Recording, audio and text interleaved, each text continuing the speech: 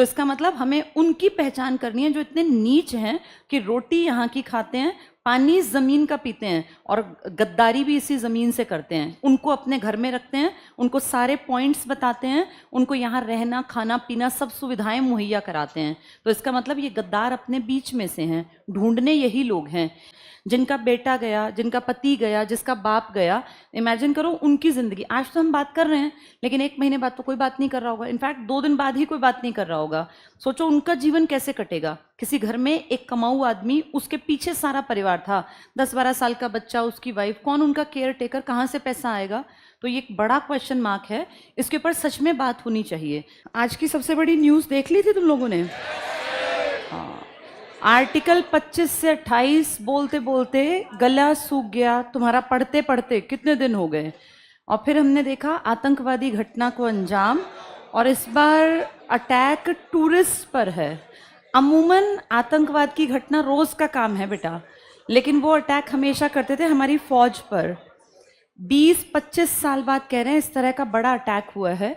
2014 का वो, 14 नहीं 19 का पुलवामा, लेकिन पुलवामा का टारगेट बेटा सीआरपीएफ थी। फौज के ऊपर हमले कोई नई कहानी नहीं है, हम 47 से देख रहे हैं फौज को टारगेट बनाते हैं। फिर उसका बदला भारत भी फौज के स्तर पर लेता है। जितने ये ऑपरेशंस होते हैं बाद में, जिसके ऊपर मूवीज़ भी बनी हुई हैं, तो ये फौज की और उनकी लड़ाई थी। लेकिन इस बार कल की घटना जो थी ना, ये फौज से नहीं, एक आम आदमी से संबंधित थी। और एक बड़ा क्वेश्चन मार्क फिर उठता है। अब पीछे जब यहाँ की विधानसभा भंग थी तो चीज़ें बिल्कुल अंडर कंट्रोल थी। अभी हमारे सामने इलेक्शन हुआ था ना, सुप्रीम कोर्ट ने आदेश दिया था कि इलेक्शन करवा दो। इलेक्शन करवाया, नई सरकार गठित हुई, बिल्कुल हरियाणा, और इसका एक ही दिन रिजल्ट आया था, कुछ ही महीने पुरानी बात है। और फिर से ये बड़े लेवल पर आतंकवाद की घटना। इस घटना का सीधा संबंध क्योंकि आम आदमी से है, तो अब एक क्वेश्चन मार्क है कि क्या सच में ये वर्ड जो हम इतने दिन से पढ़ रहे हैं, सेक्युलरिज्म की बातें कर रहे हैं, मैं रोज पढ़ा रही हूँ, धर्मनिरपेक्षता के 2 मतलब हैं, भारत का अपना कोई धर्म नहीं है। इस पे तो एक क्वेश्चन मार्क फिर से लग गया कि क्या भारत का सच में अपना कोई धर्म नहीं है? अगर नहीं है तो कल जिन लोगों का मर्डर हुआ, जिन लोगों को मारा गया, उनसे तो पहला क्वेश्चन ही ये था कि किस धर्म के हो। अगर भारत का अपना कोई धर्म नहीं है तो फिर धर्म आधारित मर्डर कल सबके सामने है। और ये तो सोशल मीडिया पावरफुल है, हमें वो दिख रही हैं, वरना तो बेटा बस सुनते थे कि ऐसा हुआ, बताने वाले लोग भी कम थे। अब तो हमें लाइव दिख रही है। वो एक वीडियो कितनी भयावह है जिसमें एक बच्चा, उसकी माँ और 3-4 लोग आ रहे हैं, और बच्चा एकदम से वो आर्मी वालों की वर्दी देख के डर जाता है कि शायद ये टेररिस्ट हैं। 10-12 साल का लड़का, वो चिल्ला रहा है तेज से, उसकी माँ भी हाथ जोड़ी, मेरे बच्चे को मत मारना। वो कहती है मेरे आदमी को तो मार दिया। फिर वो कहते हैं हम इंडियन आर्मी हैं, जैसे किसी के साथ सच में ऐसा हुआ होगा। इमेजिन करो उसकी जगह हम हो। ये तो कोई भी हो सकता है बेटा, ये पता थोड़ी ना है। जितने लोग गए थे सब घूमने ही तो गए थे। उनके ऊपर अटैक वो सिर्फ उनके ऊपर नहीं है। कितनी अजीब बात है कि इस बहुसंख्यक आबादी वाले देश में, जहाँ सबसे ज़्यादा संख्या ही हिंदुओं की है, वहाँ पूछ पूछ के मर्डर किया गया कि किस धर्म से हो। और जैसे इस पे एक सवालिया निशान है अब कि क्या इस देश में फिर ऐसी एरियाज़ में बहुसंख्यक भी सेफ हैं? मैं सब मुसलमानों के खिलाफ नहीं हूँ, बहुत सारे मुसलमान अच्छे भी हैं। डॉक्टर एपीजे अब्दुल कलाम मुसलमान ही थे बेटा, हम ये कैसे कह दें कि सभी खराब हैं? लेकिन एक बात तो कंफर्म है कि जो ये नीचता के काम करते हैं, इनको कहीं ना कहीं सपोर्ट आम आदमी ही देता है। कोई सीधा उड़ता हुआ तो पाकिस्तान से नहीं आया होगा ना, जिसने ये सब कुछ प्लान किया। जिस घाटी में अटैक हुआ वहाँ कोई गाड़ी भी नहीं जाती है, वहाँ जाने के सिर्फ 2 ही रास्ते हैं, या तो पैदल जाओ या फिर वो घोड़े खच्चर पे लेके जाते हैं। इसका मतलब ये प्री प्लान्ड था, एकदम से नहीं होता बेटा। एकदम से तो होता कि बाय चांस चले गए कहीं, गाड़ी में चले गए या ऐसे। ये प्री प्लान्ड था, और कोई भी टेररिस्ट प्री प्लान्ड में तभी कामयाब होता है जब उसको सपोर्ट लोकल किसी ने किया हो। वो कहीं रुके भी होंगे, उन्होंने खाना भी खाया होगा, कुछ दिन से वो रेकी वगैरह भी कर रहे होंगे ना। वो एग्जैक्टली 2:30 बजे जब वहाँ सबसे ज़्यादा टूरिस्ट होते हैं, वहाँ कैसे पहुँच गए, और उनको वो रास्ता, वो सब चीज़ें वहाँ तक पहुँचाना, इसमें ये दिखती बात है, ये पब्लिक सपोर्ट था पीछे से। कौन था कौन नहीं ये मैटर ही नहीं करता। मैटर ये करता है कि उनको वो हरकत करवाने में पब्लिक का भी, कुछ लोगों का, सबका नहीं लेकिन कुछ नीच लोगों का तो योगदान है ही। अब ऐसे लोग उस जनता के बीच में से हैं, तो अब ये क्वेश्चन मार्क ये है, जैसे हम इंडियंस की प्रॉब्लम क्या है, हम इसको सिर्फ एक नज़रिए से देखेंगे, हिंदू मुसलमान।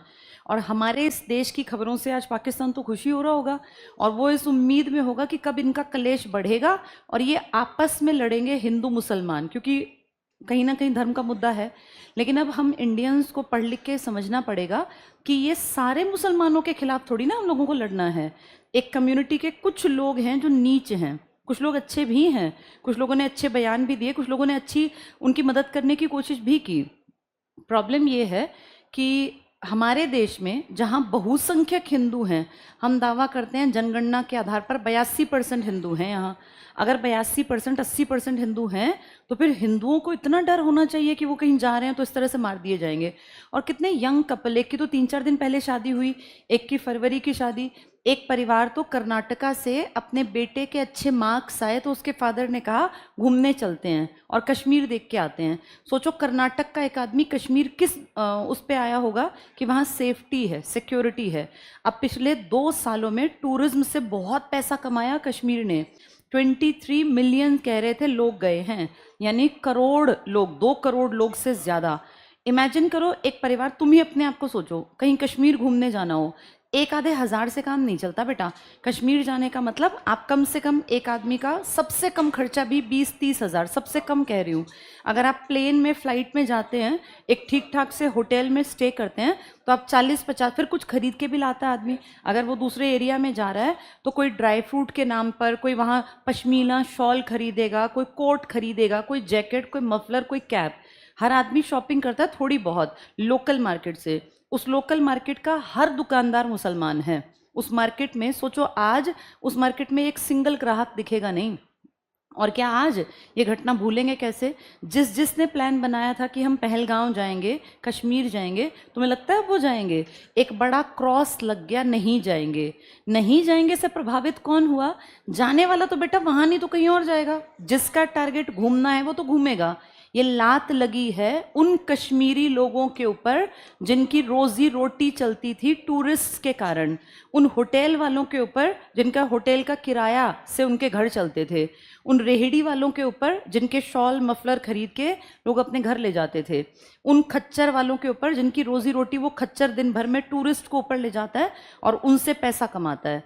तो ये मुसलमानों को भी समझना पड़ेगा कि ये जो लोग टेररिज्म को बढ़ा रहे हैं ना, ये एक्चुअल में उनके बच्चों के पेट पर लात मार रहे हैं।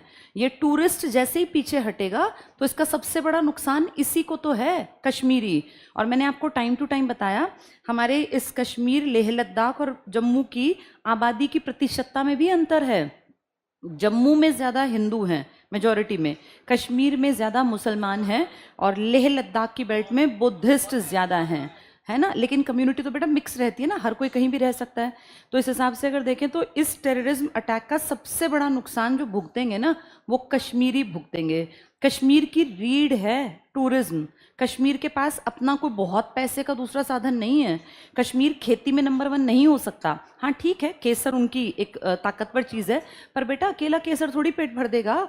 कश्मीर में सबसे ज़्यादा इनकम का साधन टूरिज्म है, इससे बहुत पैसा आता है वहाँ। वैसे भी देखो, दुनिया में कहावत है कि धरती पर कहीं स्वर्ग है तो यहीं है। कश्मीर के लिए तो कहते हैं, जम्मू के लिए नहीं कहते इस बात को, ना लेह लद्दाख के लिए कहते। अगर घूमने आते हैं, अब इन मरने वाले 26-28 लोगों में 2 तो विदेशी हैं। उन विदेशियों के अखबारों में क्या छपेगा, उनकी सोशल मीडिया पे क्या चलेगा कि इंडिया में टेररिज्म का इतना बुरा हाल है कि टारगेट करके टूरिस्ट को मारते हैं। तो तुम्हें लगता है उन देशों से वहाँ यहाँ टूरिस्ट आएंगे? ये बात बहुत छोटी नहीं है। अगर इसको फील करें तो ये पूरे देश की इमेज भी गिरेगी कि टूरिज्म के नाम पे इंडिया में पता नहीं कौन किसका मर्डर कर दे, कौन कहाँ कब किसका रेप कर दे। ये हम लोगों को ना, पढ़े लिखे लोगों को समझना चाहिए कि ये घटना मात्र नहीं है, इसका इम्पैक्ट दूसरे देशों तक जाएगा। और अब क्योंकि वाइस प्रेसिडेंट अमेरिका का भारत की यात्रा पर है, तो ये बहुत बड़ा इंटरनेशनल मुद्दा है। इस टाइम पर ज़रूरत है कि इन चीज़ों पर डिस्कशन हो और आम आदमी भी जागरूक बने। बेटा ये 4 पन्ने पढ़ लेने से कि संविधान की प्रस्तावना में लिखा गया है कि हम धर्मनिरपेक्ष हैं और हम इसको बाद में लेके आए हैं वर्ड को, मैंने बताया था तुम लोगों को ये 1976 में 42वां संविधान संशोधन करके हमने इस प्रियम्बल में जोड़ा था धर्मनिरपेक्षता का शब्द, पहले नहीं लिखा था। तो उस हिसाब से क्वेश्चन मार्क उभर गया ना। लिखने वाले बहुत सोच समझ के लिख के गए हैं, लेकिन जब ऐसी घटनाएं होती हैं तब फिर लगता है कि कहीं ना कहीं बड़ा एक्शन लेना पड़ेगा, लेकिन वो एक्शन किसी धर्म के खिलाफ ना हो, क्योंकि बेटा कुछ अच्छे लोग भी हैं जो आज भी देश के लिए काम कर रहे हैं। हम ना भूलें कि इस देश में बहुत बेस्ट काम करने वालों में एक लंबी कतार है, जिन लोगों ने आज भी फौज में बहुत सारे मुसलमान हैं, आज भी बहुत सारे बड़े बड़े साइंटिस्ट जो हैं वो मुसलमान हैं।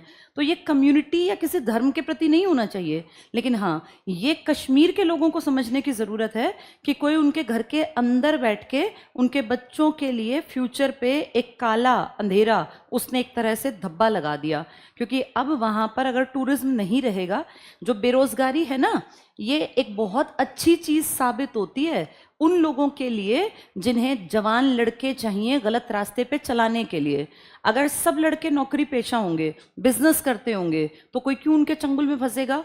उन्हें तो ये ढूंढने हैं ना, जितने ज़्यादा लड़के बेरोजगार जो भूखमरी से पीड़ित हैं वो कुछ भी काम करने को तैयार होंगे, किसी भी हद तक गलत काम भी करेंगे, क्योंकि बेटा भूख तो कुछ भी करा सकती है।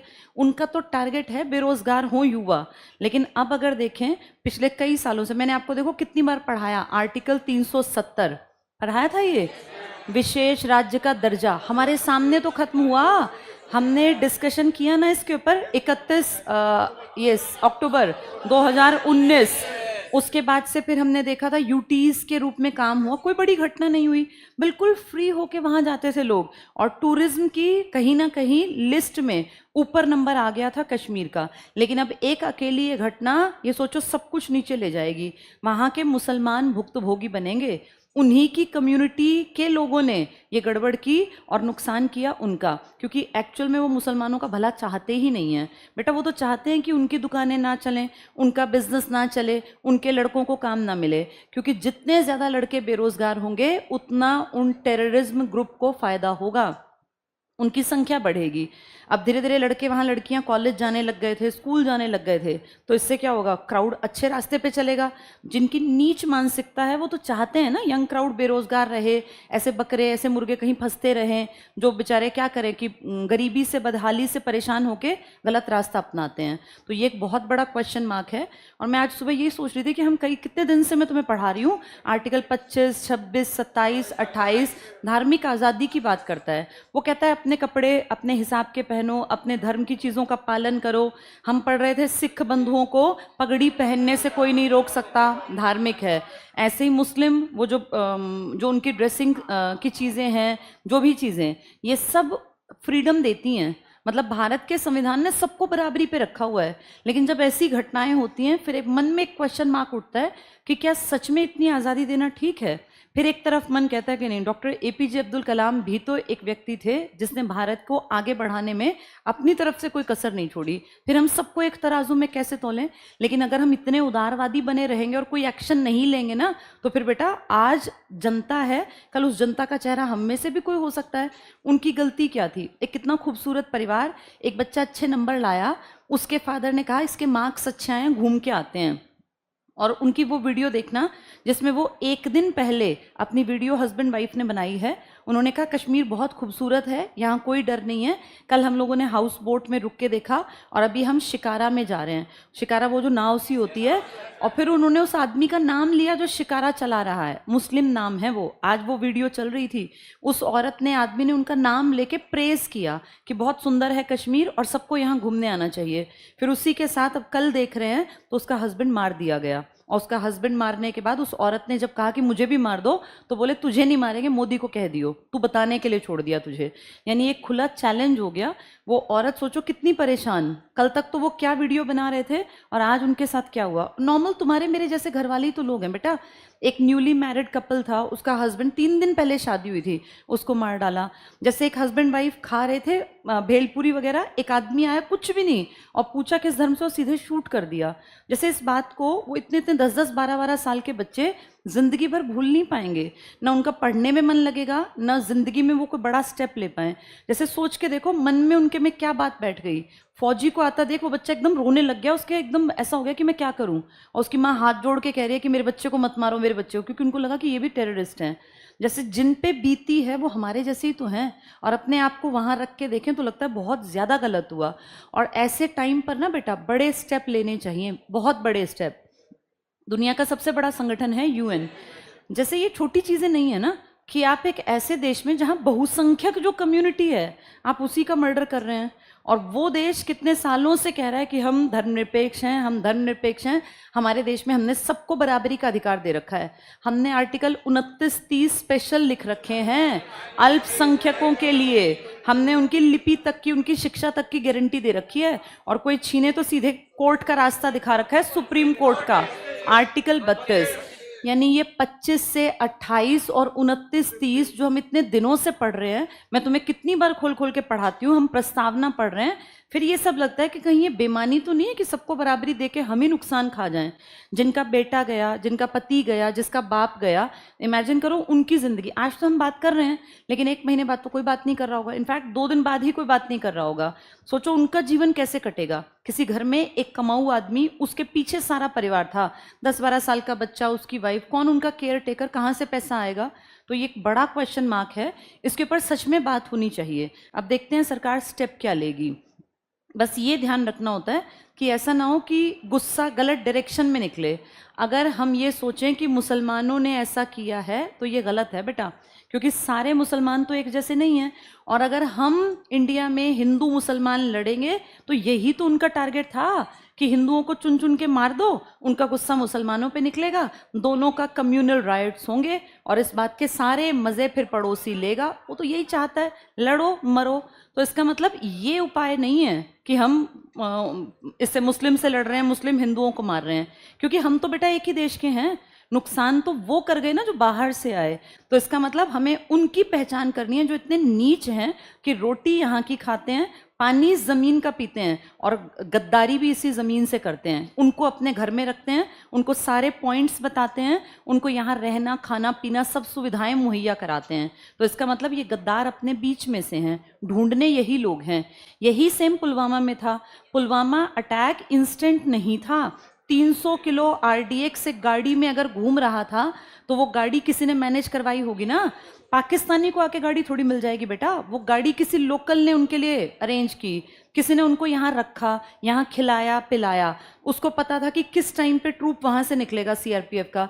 ये सारी चीज़ें ना प्री प्लान्ड होती हैं, और उस प्लानिंग का पार्ट कोई अंदर का आदमी होता है। यानी सारी गड़बड़ हमारे देश के अंदर के हिस्से में है।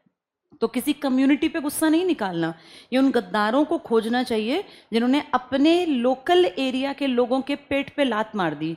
अब पहलगांव में कौन जाएगा टूरिस्ट जिसको आज जाना था, जिनकी फ़्लाइट पहले से निर्धारित थी, जिनकी होटल्स की बुकिंग थी, अब उनमें से कोई जाएगा वहाँ? सोचो उन होटल वालों का आज खाली बैठेंगे। वो खाली अकेले नहीं बैठेंगे, उनका परिवार भी खाली बैठेगा। ये जो लोकल बिजनेस था ना, इस पे एक तरह से खत्म कर दिया इन कुछ लोगों ने। लोकल बिजनेस करने वाला हिंदू कोई नहीं मिलेगा वहाँ, 100% बिजनेस करने वाले मुसलमान हैं, मारने वाले भी मुसलमान हैं। यानी अगर ध्यान से देखें तो मुसलमानों के दुश्मन ही मुसलमान बन गए हैं। ये बात समझने की है। और जब ये मुस्लिम कम्युनिटी की समझ में आएगा ना कि हम अगर इनकी मदद करेंगे तो ये हमारे बच्चों का रोजगार खा जाएंगे, तब जाके इस देश में अकल आएगी। तो सबसे पहली प्रायोरिटी हमारी नेशनैलिटी है। और हम एकल नागरिकता का पाठ पढ़ते हैं कि हम सब सबसे पहले क्या हैं, इंडियंस हैं। लेकिन कुछ जाहिलों के दिमाग में ये बात नहीं आती, और फिर वो कम्युनिटी बेस्ड अपने मन को बांट के और उन नीच लोगों की मदद करते हैं, जिसके चलते ऐसी घटनाएं होती हैं। ये बहुत ज़्यादा शर्मनाक है, क्योंकि आर्मी पे हमला हम देखते आए हैं, वो एक भड़ास है, गुस्सा है, लेकिन अपनी खुद की कम्युनिटी को पेट पे लात मारना, इससे ज़्यादा नीच काम कोई कर नहीं सकता। तो जहाँ जहाँ ज़रूरत पड़ती है ना, ऐसे में सरकार को भी इनिशिएटिव लेना पड़ेगा और कोई ठोस कदम उठाना पड़ेगा कि अब हम क्या करें। नहीं तो आज अगर इस पे चुप रहेंगे तो बेटा टूरिज्म पे फिर अगली बार फिर अटैक करेंगे। आज वहाँ किया, कल पंजाब कर देंगे, फिर कहीं गुजरात कर देंगे। सीमा तो सारी लगती है ना। अगर इतनी फ्रीडम दी जाएगी तो फिर तो बेटा हम हाथ पे हाथ रख के बैठे रहेंगे। बड़ा स्टेप लेने की ज़रूरत है। सरकार क्या करेगी वो अब देखना पड़ेगा। पर सच में बहुत ज़्यादा चिंताजनक बात है ये कि नॉर्मल आदमी को टारगेट बनाया।